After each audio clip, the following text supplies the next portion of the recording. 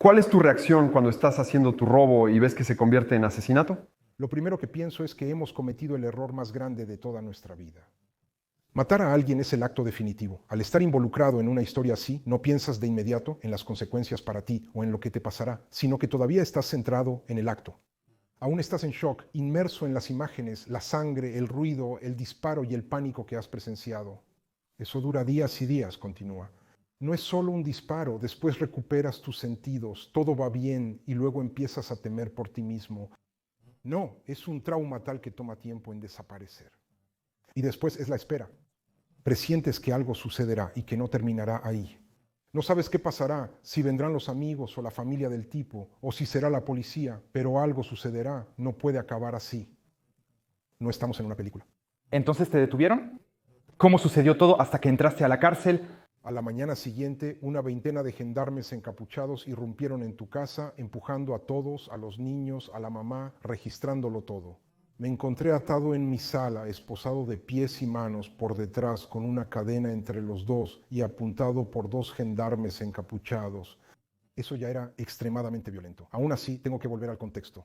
A mis 18 años, mi familia pasaba por una gran dificultad debido a que mi padrastro estaba en prisión. Mi madre estaba sobreendeudada, con niños pequeños, sin comida ni electricidad.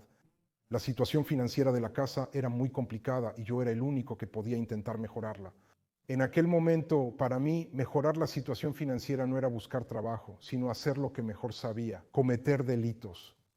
Así fue como surgió por una necesidad económica. De hecho, las personas Imaginan que a menudo los robos son solo crimen organizado, pero detrás se esconden... entiendo la idea preconcebida de que aquellos arraigados en la delincuencia han hecho esta elección porque se divierten por la adrenalina y el dinero fácil. Frecuentemente proviene de una situación crítica o de emergencia. Éramos pobres. Robábamos para comer, robábamos para pagar nuestras facturas y robábamos porque eso era todo lo que sabíamos hacer. Por ende, también se debe comprender cierto empobrecimiento social. Hay una verdadera pobreza. Y entonces, ¿cuáles eran las condiciones de encarcelamiento? Fueron muy difíciles, de hecho, al principio, en cualquier caso, porque creo que nadie está preparado para el encierro. Creo que nadie más está preparado tampoco para la exclusión total de la sociedad. Nadie está preparado tampoco para ser indignado a diario, para ser relegado en su derecho a la humanidad. Me encontré frente a desconocidos. Me dieron un número en lugar de un nombre. Tuve que desnudarme por completo frente a extraños. Fue impactante. Eso también es impactante. Es parte del castigo, aunque aún no había sido condenado. Por lo tanto, se supone inocente, pero culpable. No vuelvo a eso porque era culpable. Pero valía la pena desnudarse ante extraños, cambiar tu nombre por un número, moverse en una superestructura de concreto hasta no saber dónde estás. Eso ya es una violencia extrema. Perdiste tu libertad, perdiste tu dignidad, perdiste tu humanidad. Te desresponsabilizan, quita todo eso a un hombre y dime qué humanidad le queda. ¿Y cuánto tiempo estuviste en prisión? Estuve 78 meses. Ok, ¿quieres que te ayude para ayudarlos? Sí, por favor, porque tenía 6 años y medio. ¿Tuviste que cambiar tu personalidad o adaptar tu carácter para protegerte o para no ser una presa en la cárcel? Claramente, en la prisión uno debe adaptarse continuamente. Voy a poner un ejemplo. Ves, en la sabana a veces hay leones. Están durmiendo. Al lado de ellos hay una gacela que cojea porque fue mordida por un leopardo. Aún así, ella huyó. Aunque el león no ataque de inmediato a la gacela cuando la ve, probablemente saltará sobre ella en unos 10 metros. Es un poco salvaje. Entonces, en realidad, allí, si quieres, es un poco como la sabana. En resumen, al inicio debes sacar las garras y ser duro para protegerte, como mencionaste. Cuando llegué, llevaba un par de Air Max, una gorra Lacoste y un cuero. Mi compañero de celda me dice, sí, todo eso, va a saltar en el paseo, hermano. ¿Va a saltar? Sí, te van a quitar a los hermanos. Digo, sí, hermano, mis zapatillas no son como un Foot Locker, si quieres tienes que comprarlas. Mientras paseaba, un tipo se me acercó y me preguntó mi talla de calzado. Le respondí que era 43. Me dice, sí, pues yo también. Entonces, voy a tomar tus zapatos y mi amigo va a tomar tu chaqueta. Yo voy a tomar tu esófago con mis dientes delanteros. Y ahí mordí su yugular con mis dientes, para demostrar que si deseas algo es alcanzable. Yo no soy Spider-Man, pero vamos a rodar por el suelo. Saca el animal que hay en ti, ambos terminaremos golpeados. Solo para demostrar que no eres una víctima. Pero eso, todo lo que estaba prohibido afuera, de hecho, estaba prohibido, todo lo que estaba prohibido afuera, de hecho, estaba prohibido adentro. Sara, te aseguro que nunca he visto tanta violencia concentrada como en la cárcel. ¿Cómo es la higiene en la cárcel? La higiene no existe en la cárcel. Hay hongos, mojo, insectos, cucarachas, chinches y pulgas. Hay tipos que desarrollan intolerancias, eczemas graves, eso crea enfermedades de la piel. Algunos incluso contraen sarna y neumonías. Yo me volvía loco con los chicos porque el tipo no se lava las manos, corta mi pan. El tipo duerme con sus zapatos puestos. El chico no se lava las manos ni antes ni después de ir al baño. No se pueden tocar objetos en Bohème. Incluso hay algunos, creo, que se fusionan con su ropa directamente, tanto están en modo podrido. Cuando entraba en mi celda tardaba 2 días en rasparla para poder comer en el suelo, en cualquier lugar. No se dicen a sí mismos que están como en casa, no quieren admitir que se sienten como en casa. Esto implica que escupen, tiran cenizas de cigarrillos y no limpian en absoluto. Y todo eso acumulado con el calor, la humedad y demás factores. Con el tiempo, hasta una prisión nueva se corrompe por completo. El número de reclusos por celda varía según la prisión. Hay diferentes prisiones. Primero, hay personas acusadas, personas condenadas a cortas penas, personas que están esperando juicio por largas penas. En estas instituciones podemos ser hasta 4 personas en 9 metros cuadrados. ¿Tienes a alguien que duerme en el suelo? Luego tienes los centros de detención. Estos centros de detención son para penas, para personas que han sido condenadas a penas de menos de 7 años o menos de 10 años. La celda individual predomina. Además, están las casas centrales para los presos condenados de 20 a 30 años. En Francia se ha pedido el encarcelamiento individual por más de 60 años. Esto se ha pedido en Francia por más de 60 años. Es una ley estar solo en una celda normalmente. La sobrepoblación hace imposible evitar el hacinamiento. ¿Tú has hecho cosas ilegales en prisión? Obviamente, nunca había traficado nada afuera. Terminé traficando tratamientos médicos, sustitutos de la heroína proporcionados por la administración penitenciaria. Me dediqué hasta a extorsionar a la gente por zapatos, chándales, chaquetas, cigarrillos y latas de atún. El primer año, eso fue prácticamente todo lo que hice. ¿Hubo momentos en los que perdiste los estribos? Por supuesto. Ciertamente pasé demasiado tiempo perdiendo los estribos, convirtiéndose en mi estado normal. Hay varias formas de perder los estribos. Los perdí contra los detenidos, el personal y contra mí mismo. Entonces eso significa que hay agresión, eso significa que hay violencia, hay golpes, hay violencia, hay un alboroto, se descontrola, es normal. Hay un alboroto descontrolado, lo cual es normal. Con el personal, ¿ves? La frustración es algo que te hace perder los estribos. Hoy en día, si te dicen no a algo que quieres y no te dicen por qué, te dicen no y la frustración todos los días, al final pierdes los estribos. Sí, he insultado y a veces he sido violento con el personal, eso es lo que sucede. Y una vez más, violencia contra mí mismo. Un día puse un taburete sobre la mesa. Rasgué mis sábanas y las colgué en el tubo de calefacción superior. Y metí la cabeza para acabar. Por suerte tuve un instante de claridad. Me dije a mí mismo, no tienes derecho. No tienes derecho a hacer eso. Debes cumplir con tu castigo hasta el final. Es duro, es así. Pero si llevas esa bolsa en la espalda, puedes cargarla. Así que sé valiente. Lancé el taburete contra la puerta y lloré como un niño, un muerto en el suelo. Sinceramente, estaba deprimido. ¿Alguna vez has enfrentado a una situación donde aceptaste que tendrías que matar en prisión? En prisión he vivido situaciones extremas donde he querido matar a otros reclusos. Después de un tiempo, cuando estás en un estado psicológico de depresión, tu única reacción a todo lo que te sucede es la violencia. Recuerdo decirle a un tipo que me empujó en el campo de fútbol durante un partido, excepto que ahí yo le dije que tomaría perpetua por él.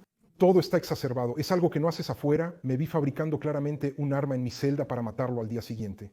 Afortunadamente no llegué al final, pero algunos sí. ¿Alguna vez estuviste a punto de morir en prisión? Por supuesto que casi muero en prisión, casi muero por mis propios medios, intentando acabar con mi vida.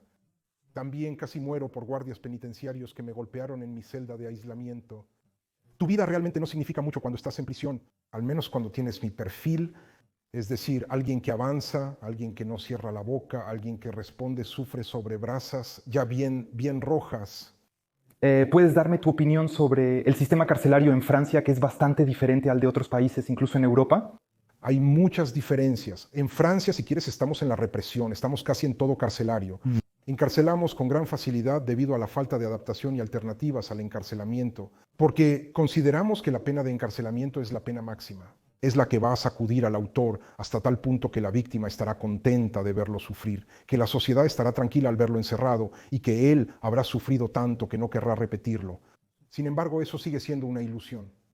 En mi trabajo me encuentro con jóvenes de barrios que creen que deben ir a prisión para hacerse hombres. Nos hemos equivocado mucho con la filosofía del encierro.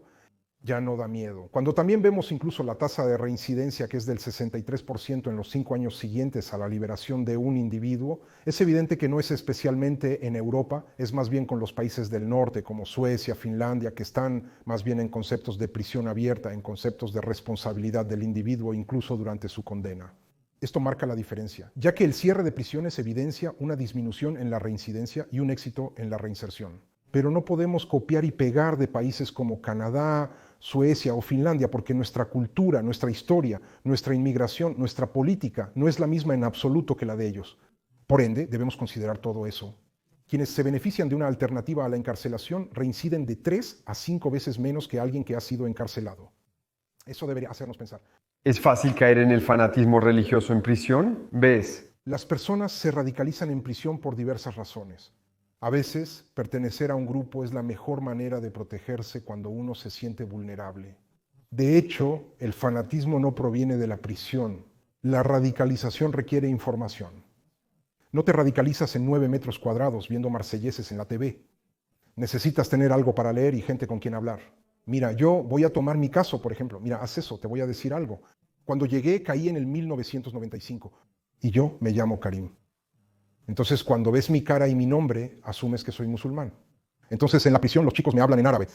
Pero yo no hablaba árabe, no sabía nada en absoluto. Excepto que llegué allí, no sabíamos nada en absoluto. Al llegar me saludaron con salam alaikum y me hablaron en árabe. No me conocía, vi a estos chicos que tampoco me conocían. Vi a unos chicos rezando en el paseo con un imán autoproclamado entre ellos, el tipo que vende armas y drogas en el Neuf Trois. Él habla árabe, conoce el Corán y tiene algo de carisma. Entonces se convierte en imán en la prisión y eso es extremadamente peligroso. Y un día este tipo viene a verme. Yo, es cierto, lo miré, me decía, joder, normalmente debería estar con ellos. Los envidiaba un poco en secreto por ser autosuficientes. Estaba allí con su toalla, botella de agua, par de pastas de Hobbs y camisa blanca. Eso era suficiente. Y también necesitaba ser perdonado y necesitaba esperanza. Y ellos estaban en esa locura. Así que los miraba y un día cruzó mi mirada. Vino hacia mí. Yo tiré mi cigarro así. Tenía vergüenza, lo veía como no sé quién, cuando en realidad ahí está. Vino a verme y me preguntó cómo estaba. Mencionó que yo era musulmán, pero le dije que aún no lo era, aunque me gustaría serlo. Me pidió acompañar a un nuevo converso. Aprendí el Islam en fonética y comencé a recitar suras que ni siquiera entendía en francés. No entendía su significado, pero lo sabía de memoria. Así podría rezar con ellos en el paseo. Y la oración era lo mismo, la hacía con ellos, pero ni siquiera sabía por qué me postraba. No comprendía sus acciones, solo imitaba. Eso me molestaba. Después nos convertimos en 30 o 40 haciendo la oración en el paseo. Entonces, la administración penitenciaria dijo que había un problema. Entonces trasladaron a miembros del grupo. El imán autoproclamado vino a verme muy enojado y me dijo, escucha bien, Karim, ahora eres musulmán. ¿Sabes cuál es tu deber como musulmán? Tu deber como musulmán es defender el Islam. Según él, defender el Islam significaba que debía matar a los infieles donde los encontrara. Perdona por molestarte, hermano, con todo mi respeto. Me convertí al Islam para dejar de saltar sobre la cabeza de la gente. Me dices que tengo que matar gente para proteger una religión. No puedo creer en una fe que me necesite para defenderla. No puedo creer en un Dios que me pediría matar a personas sin importar su incredulidad. Vete, déjame en paz. Y entonces salí de ese grupo para decirte que al final la radicalización puede ser un monstruo marino, ¿ves? Es insidioso. Se aprovecha de tus carencias. El tipo vio que yo no tenía ninguna referencia religiosa, espiritual o filosófica directamente.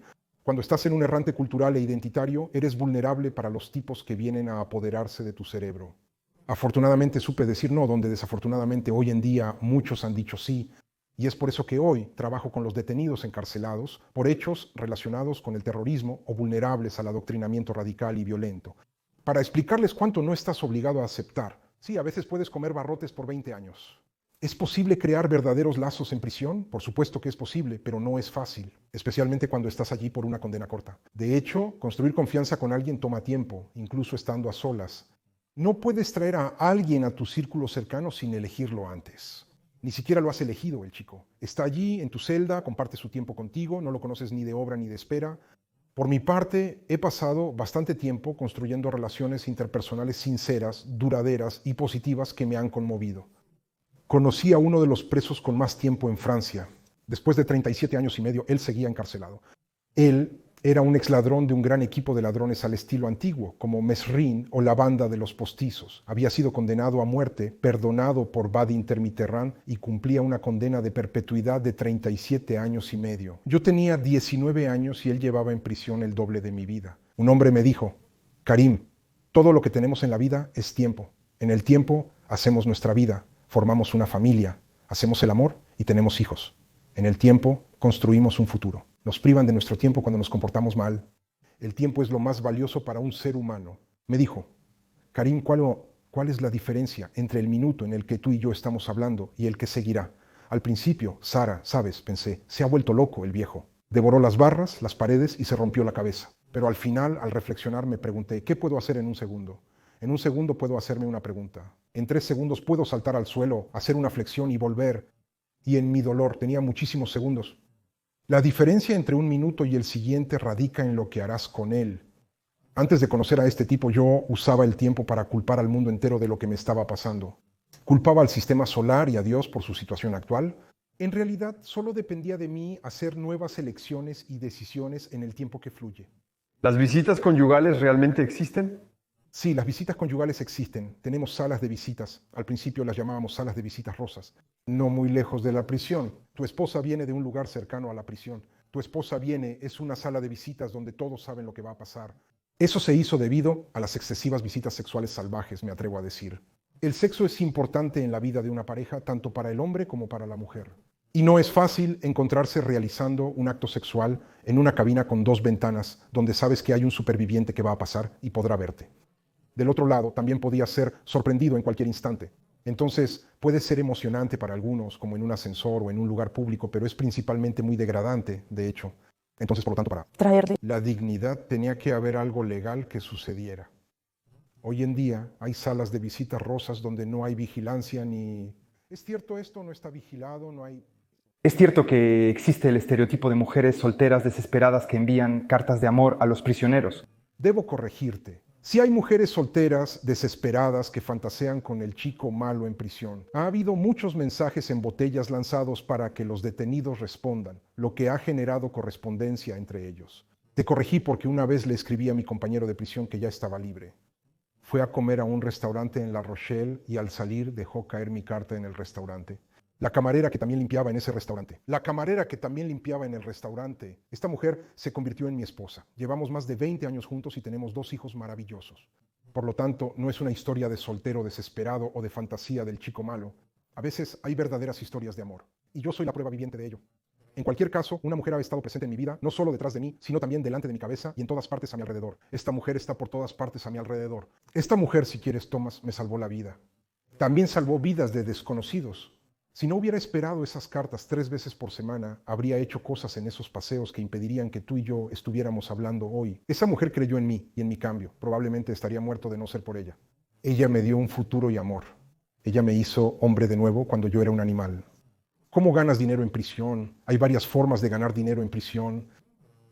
Puedes ser explotado por la actividad económica que llamamos talleres de producción, que son talleres de ensobrado, de empaquetado en cadenas de producción. Puedes hacer formaciones, puedes reparar controles remotos, puedes poner 15 tornillos en una pequeña bolsa que cierras y que pones allí. El trabajo en las cárceles de Francia es en cadena. El salario promedio de los detenidos es de 495 euros mensuales. Si tienes suerte, puedes encontrar una formación remunerada y calificada. Con el sistema de remuneración de las formaciones puedes relacionarte con el exterior y eso es básicamente todo.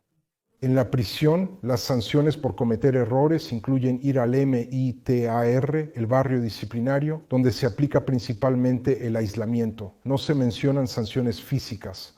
Y entonces es como una custodia, digamos, forzada, porque después de todo está reforzada, hay una rejilla, etc. Primero debes pasar por una comisión disciplinaria. Recordemos los hechos, existen una serie de sanciones previstas. A veces efectivamente te aíslas. A veces vas a la celda de castigo por poseer un teléfono, tener problemas con drogas, agresión o agresividad, entre otras razones. ¿Crees que hay gente que entra a la cárcel y cuando sale tiene más dinero que antes de entrar? Ah, sí, es cierto. He conocido a tipos que dicen ganar más dinero en prisión que estando libres. En prisión todos mis clientes están allí. Afuera me esfuerzo y tengo competencia. Eso también es un problema. Eso podría indicar que el chico realmente no tiene ganas de salir. Y por lo tanto hay que trabajar en eso. Porque ¿cómo quieres a ese chico hacerle entender el sentido de su pena? Hacerle entender el impacto de lo que ha hecho, las consecuencias del acto que ha cometido y despertar en él un deseo de cambio. Si el chico se droga más en prisión que fuera, la reinserción está lejos de lograrse. Me gustaría hablar sobre las minorías, como las personas transgénero y los homosexuales. ¿Cómo es la vida diaria en prisión para las personas homosexuales y transgénero? Creo que lo más difícil es para las personas transgénero. De hecho, en Fleury Hay un barrio entero dedicado a ellos porque es demasiado problemático dejarlos en detención con todos los demás, porque hay desviaciones, porque hay acoso, porque efectivamente puede haber con respecto a estas personas. Luego, para las personas homosexuales no está marcado en su frente, no se ve. Por lo tanto, se las arreglan para estar juntas cuando quieren estar juntas. Es cierto que la mayoría del tiempo están estigmatizadas. Los insultos pueden llegar incluso hasta la violencia física. La aceptación de las diferencias en prisión, comúnmente asociada con ideas preconcebidas del macho dominante, fuerte y viril, es un tema complejo. Por ende, no hay espacio para las personas un poco más frágiles o diferentes, si así lo deseas, pero cuando están allí, aunque hay una hipervigilancia por parte de la administración penitenciaria. Cuando ven a personas vulnerables debido a su asesinato o a su diferencia, hacen lo que deben para protegerlos de todos modos. ¿Hay alguna anécdota que nunca podrás olvidar? ¿Algo que realmente te marcó en prisión? La primera vez que cerraron una puerta con varios cerrojos detrás de mí. Y por supuesto el suicidio de algunos de mis compañeros. Es algo que alguien que entra vivo a la cárcel y sale muerto es dramático. He visto a chicos que se hacen cortes en la piel. Se cortaban el interior de los muslos con una cuchilla de afeitar. Podían manejar ese dolor. Las que las tenían dentro no podían controlarlas. ¿Qué hiciste con tu tiempo en prisión? ¿Realizaste estudios? Entonces, mi tiempo de hecho fue un poco entrecortado así de manera diferente. Depende del momento de tu condena. En cualquier caso yo, al principio de mi condena, el primer año, pasé 145 días en aislamiento. No estaba en modo de estudiar, intentaba entender, aceptar y adaptarme a lo que me estaba pasando y liberar todo lo que tenía dentro de mí. Entonces, el primer año intenté empezar a decirme que ya está, voy a empezar a decirme que ya está, voy a pasar aquí un buen rato. Seguramente una pena de 2 dígitos y no puedo seguir así. Poco a poco, a través de encuentros y caminos personales, intelectuales, psicológicos y mentales, decidí que si no quería que fuera un tiempo perdido o muerto, era mi responsabilidad animarlo y darle vida. ¿Cómo puedo lograrlo? Primero debo escapar de mi celda, eso es seguro. Eso es lo primero que hay que hacer. ¿Cómo hacerlo? Para salir de la celda tengo que hacer deporte. Ingresé a los estudios a los 18 años, como si fuera inútil volver a estudiar a los 18. Hay quienes lo retoman a los 60 años. Entonces retomé mis estudios. Cumplí mi condena. Desde el momento en que comprendí que podía hacer útil el tiempo de la condena, comencé a decirme, todo lo que no logré hacer afuera, lo haré adentro. Obtuve 2 certificados, certificado de aptitud profesional, bachillerato en pedagogía, mi bachillerato en literatura y mi diploma de entrenador deportivo por correspondencia. Durante la formación salía a las 8:30 y regresaba a las 17:00. Estaba formándome, no estaba aprendiendo algo, iba a obtener un diploma. Además, me pagaban y hacía esfuerzos de reinserción para mi expediente de modificación de la pena. Estaba ganando en todos los aspectos, completamente. ¿Dónde encontraste o cómo encontraste la fuerza, la motivación para resistir y salir adelante hasta el final? Eso es, nunca nos las arreglamos solos en la vida. Te daré 3 ejemplos más destacados. Un ex convicto, que ya mencioné, me ayudó a retomar el control del tiempo. Tuve un capellán católico. Un visitante vino a mi celda buscando a otro recluso que ya no estaba. Me dijo que se equivocó, pero que aún así está aquí. Entonces, me equivoqué, pero aún así estoy aquí. Quédate aquí, ven aquí a hablar. ¿Esos son clubes? Dame uno. Estaba algo descontento. Y él me dijo que parecía que yo no me sentía bien. Le dije, tengo que llamarte, por supuesto que no estoy bien. Tengo que llamarte, por supuesto que no estoy bien. ¿Y sabes por qué él me dijo? No, porque creo que incluso Dios no podrá perdonarme por lo que he hecho. Y me dijo una frase que me ha conmocionado hasta ahora. Me dijo, Señor, no se equivoque, porque Dios pone a prueba a aquellos a quienes ama. Lo que te ha probado es que sabe que tienes en ti los recursos para superar esta prueba. No sé cómo resuena eso en tu pecho, lo que acabo de decirte, pero en el mío, a esa hora de mi vida, me mostró que yo era yo. Quería que mi madre misma, ella, estaba en mí. Quería que mi madre misma, ella está diciéndome que existía una fuerza en algún lugar que podría amarme mejor que todos los hombres juntos podrían hacerlo. No tenía patrimonio ni herencia espiritual, filosófica o religiosa. Era un animal en la sabana con un solo colmillo. Eso cambió mi perspectiva del mundo. Eso me dio una nueva perspectiva. Y por último, pero no menos importante, una mujer que conocí por correspondencia me acompañó durante mi pena a través de cartas. Con ella viví días felices junto a nuestros 2 ángeles, a quienes saludo ahora que me han hecho el hombre que soy. ¿Cómo te lo imaginaste? ¿Cómo imaginaste y cómo sucedió realmente el día de tu liberación? Cuando estás en prisión, paradójicamente, intentas manejar tu miedo y dejar de lado todas tus debilidades y fragilidades. Por lo tanto, tenemos un umbral de tolerancia extremadamente alto. Pero cuando realmente te acercas a la salida, todos tus miedos se exacerban. Temes perder la cabeza en el último momento y extender tu sentencia. Tienes miedo de no poder resistir una provocación de un recluso o incluso de un miembro del personal y de alargar tu condena. También temes volver a caer, ya que ves a personas que salen y regresan a la cárcel hasta 3 veces al año. Ninguno de ustedes quiere regresar, aparentemente. A pesar de estar en un centro de detención, él regresó. Tenía la llave de mi celda que estaba abierta. Eso da miedo. Bloqueaba mi puerta con un trapo, cerré mi celda para mantener la cordura y evitar que otros entraran. Luego salí. ¿Y quién vino a buscarme? Un expresidiario con quien había negociado durante los paseos. Él me dice, en 10 días hacemos un Brinks. Él me dice, en 10 días hacemos un Brinks. 10 minutos, 100,000 euros. Un Brinks es un robo a un camión que distribuye dinero en los cajeros automáticos o que recoge el dinero de los comerciantes. Son camiones blindados. Pero yo había hecho promesas a la madre del joven que asesinamos esa noche. Había hecho promesas a esa mujer que se veía en un futuro conmigo. Y yo me había hecho promesas en mi pedazo de espejo. Tuve que decirle que no. 10 días después te diré dónde estaba. Esperaba en la fila del Resto du Cœur con mi esposa embarazada.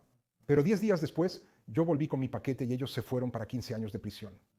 Así que si quieres, imaginé mi salida tal como ocurrió, sin reincidencia, gestionando mis tentaciones y demonios. ¿Has guardado secuelas de la prisión? Y si es así, ¿cuáles? Por supuesto que hay estigmas postcarcelarios. Hay huellas que permanecen porque no es insignificante haber vivido encerrado durante años. También hay que entender que las celdas, la mayoría de las veces, en la ventana, hay lo que llamamos caliboutis, por lo tanto es una especie de rejilla muy apretada que obstruye tu visión y que incluso cambia tu visión, que deforma tu visión. Por eso uso gafas hoy. Hay mucha luz artificial como aquí y muy poca luz natural. Y entonces, por ejemplo, una de las huellas de Óscar Serra es la de llorar cuando hay sol. Estamos en plena ola de calor, imagínate. Además, pasé meses viviendo en diferentes cuartos de mi propio apartamento. También me llevó varios meses aceptar que las ventanas estén cerradas en mi casa, de cerrar la puerta con llave. Acepté cerrar la puerta con llave, directamente. Incluso hoy un simple olor me transporta de vuelta al fondo de mi celda. ¿Y en qué concretamente es más complicado reintegrarse a la vida cotidiana cuando se es un exconvicto? De hecho, así como existe el choque carcelario, también existe el choque postcarcelario. Cuando te acostumbras a vivir en un espacio de 9 metros cuadrados, con una litera y un taburete como mesa baja, después de haber tenido un apartamento de 3 habitaciones, te das cuenta de lo que realmente necesitas. Mi esposa me preguntaba por qué me quedaba en la sala, sentado en el sofá, frente a la mesa baja, habiendo una cocina y una habitación. Ya no estaba acostumbrado al espacio. Al regresar ya no había tranvía. No existía el euro ni el teléfono móvil. Tenía la impresión de ser alguien de otro siglo. Vivía con un miedo constante, como si tuviera una marca en la cabeza por haber salido de la cárcel. ¿Tienes apoyo psicológico al salir? Puedes tenerlo, pero estás atrapado intentando reintegrarte socialmente, encontrar trabajo, vivienda, formar familia y recuperar tus códigos y referencias sociales. Es complicado. El apoyo no solo se requiere externamente. ¿Ves? Estás un poco en las ideas preconcebidas de la sociedad. La sociedad suele creer que la reinserción sucede el día final de la condena al ser liberado. Que es en ese momento cuando necesitas ver a un psicólogo, es en ese momento cuando necesitas ver a un adictólogo, es en ese momento cuando necesitas ver a una trabajadora social. Pero es demasiado tarde. La reinserción comienza desde el primer segundo en prisión. Ahí es donde debes trabajar en ti mismo. Yo tuve esa suerte. Tomás, no puedo asegurar que soy representativo de la población penal. Si antes, al tocar mi celda y preguntar qué quería, respondía que salir adelante. Hoy, al preguntar a un prisionero, dice que quiere salir. Hay una diferencia entre querer salir adelante y solo salir.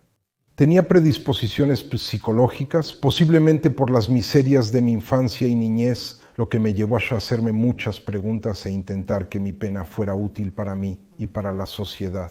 Debía usar este tiempo libre para reconstruirme y explorarme.